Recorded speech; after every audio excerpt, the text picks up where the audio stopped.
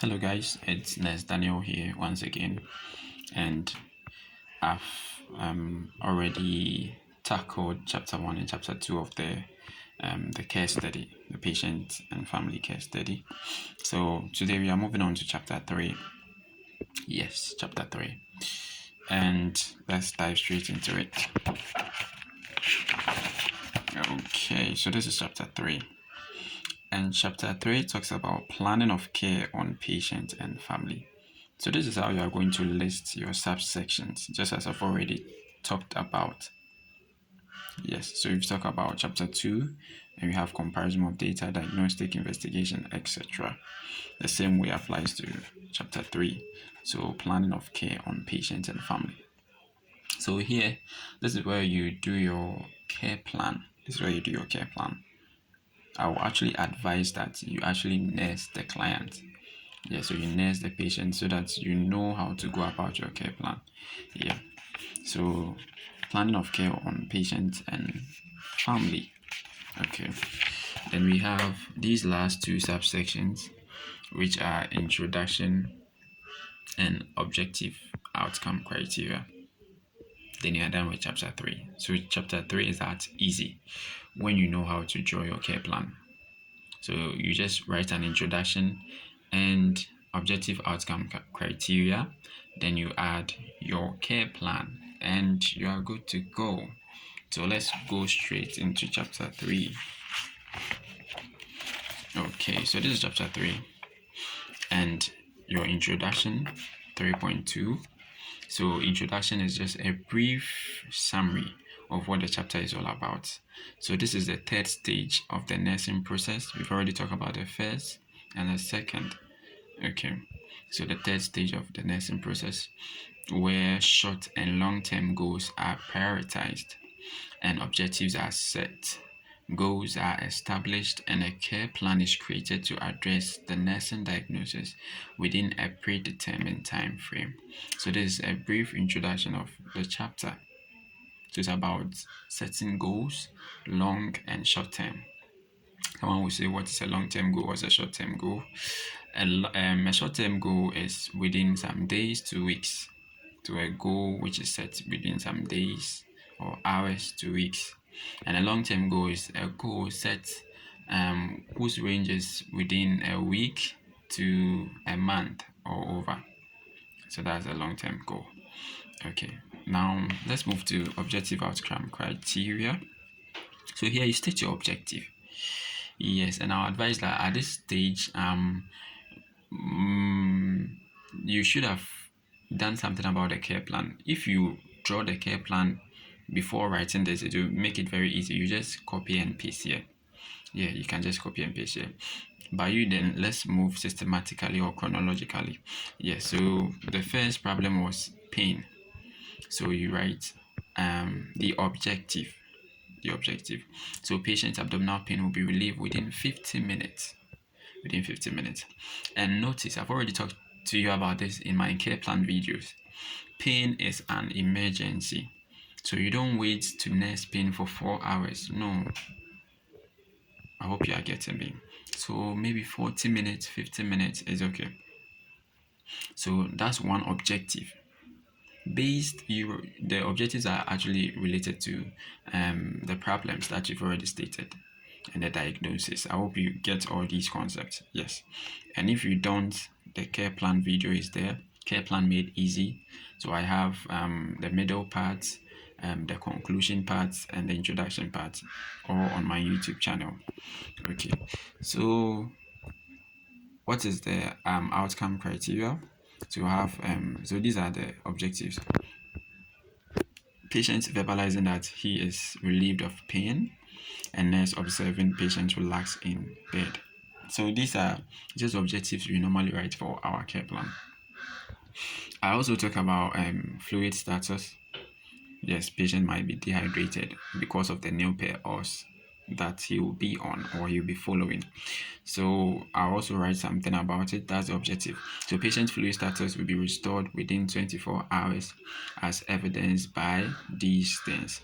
Nurse observing that patient has an improved skin tegel and patient verbalizing cessation of vomiting.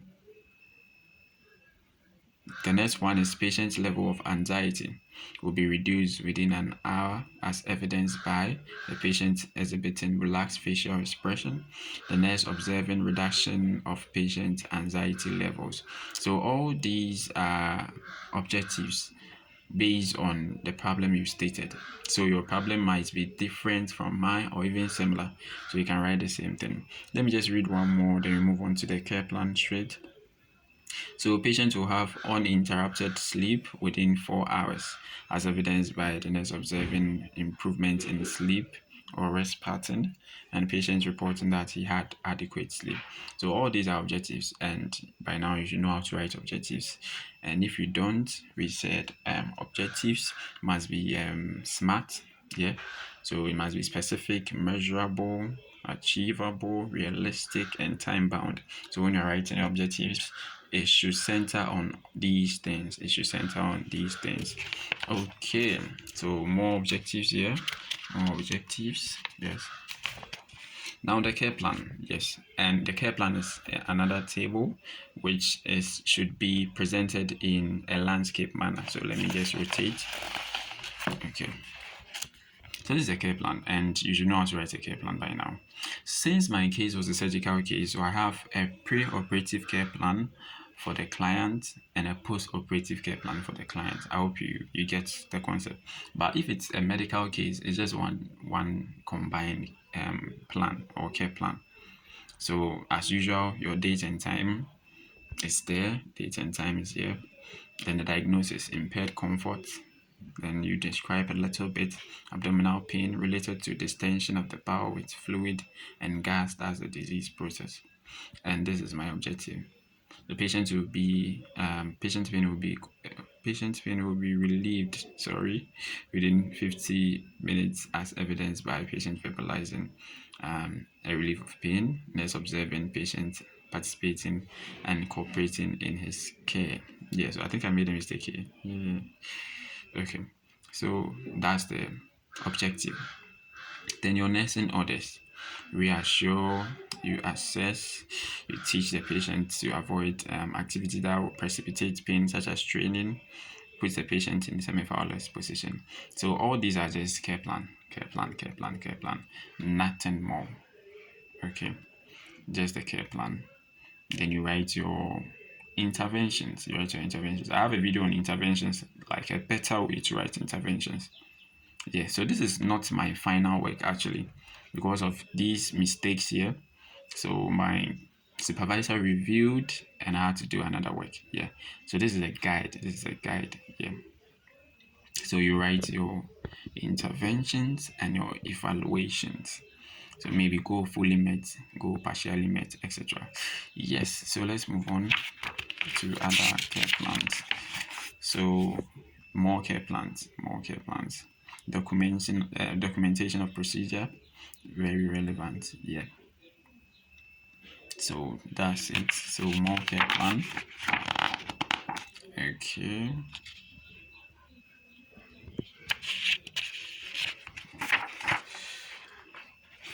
And we have the post-operative care plan for the client. So just as I've already touched on, if it's a surgery case, there should be a pre-op and a post-op. Okay. And lest I forget, okay, I'll touch on something. With the evaluation, for the sake of chapter 5 has a section which we call amendment of care plan, and it carries a mark of 2 or 3. I think it has 3 marks. So for the sake of the amendment, make sure that in the evaluation form, some of the goals will be partially met. Do not make all your goals fully met. Otherwise, you won't get that 2 marks. I hope you are getting what I'm trying to say. You will not get that 2 marks. So make some of your goals partially met. Yeah, we will get to chapter 4 and I'll actually take you through that. Yeah, I think I have the partially met somewhere. Okay.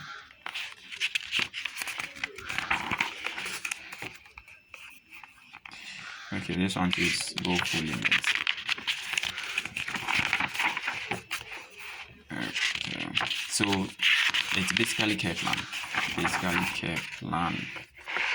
Wow. So where was my partial limit? I think it should be at the other part. Maybe to be a clue or something. Oh, okay. So that's that with chapter 3. So chapter 3 is just care plan. Chapter 3 is just care plan. Okay. But just as I've already advised you that make one of the evaluations partial limits. I should actually get that one. Yeah, so that it won't be as if it's a lie or something. Because I made it partial limit.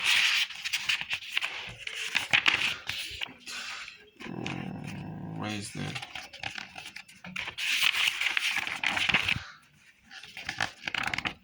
sorry, I'm coming.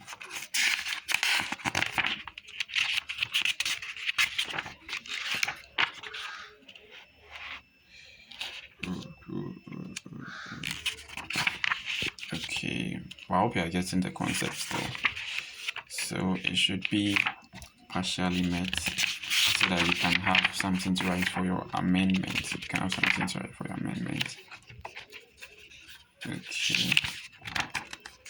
So yeah, so I have it here. Go partial limit as evidenced by this and that.